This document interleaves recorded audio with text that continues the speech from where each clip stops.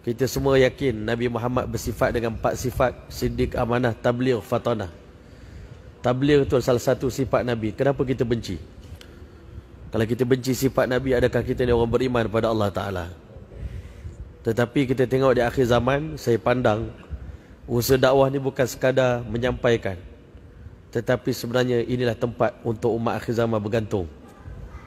Sehingga ada Pak Kiai kita, Kiai Abdul Rahman Lubis, dia buat satu contoh. Dia kata seakan-akan usaha agama ni, kalau zaman Nabi Nuh tu, nak selamat daripada banjir, hanya satu bahtera je Allah buat, iaitu bahtera Nabi Nuh AS.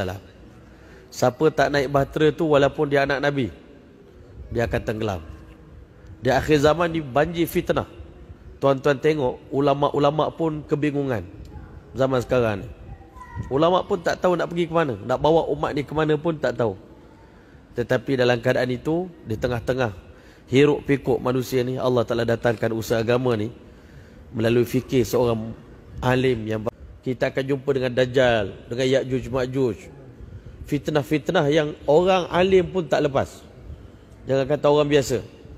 Tetapi sebelum datangnya zaman itu, Allah datangkan usaha agama ni macam sebuah kereta api terakhir, the last train. Kita suruh naik ni kereta api akhir dah ni. Lepas pada ni, kalau datang ujian yang besar kepada kita, kita tak yakin kita boleh selamat.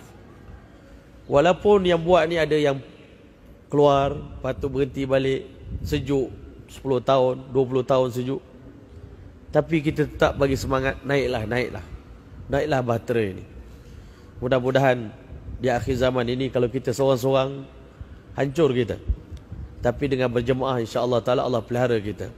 Naiklah ke atas bahtera ini, naiklah kereta api ini, keluarlah di jalan Allah Subhanahu Wa Ta'ala. Rupanya bila kita keluar jalan Allah, banyak kebaikan kita dapat. Semua orang boleh buat keputusan sebelum kita keluar, siapa kita, bagaimana keadaan kita. Tadi kita dengar macam-macam laporan, kan? Sampai punya tu, kan, bukan buruk dia lah, tapi nak cerita sampai tahap antara yang kita dengar, sampai rasa macam nak bunuh mak ayah sendiri, kan? Macam mana keadaan itu? Tetapi tuan-tuan mulia, berkat kita keluar jalan Allah ni, Allah timbulkan keinsafan, inabah di hati kita nak kembali kepada Allah Subhanahu Wa Ta'ala. Ini bukan usaha siapa-siapa. Jangan tuan-tuan kata ini Muhammad Hilmi, tak ada. Saya tak ada apa-apa. Saya cuma suruh tuan-tuan naik je. Naik. Saya ni jadi konduktor saya, collect tiket dia, tuan-tuan. Naik. Semua naik, pakat naik. Siapa naik, insya-Allah Ta'ala dia akan selamat, insya-Allah Ta'ala. Mudah-mudahan, ulama kata kalau kita duduk pada kereta api yang terakhir ni, jadi skru pun, insya-Allah sampai ke destinasi. Tak payah jadi gerabak, tak payah jadi, kan, duduk kepala depan.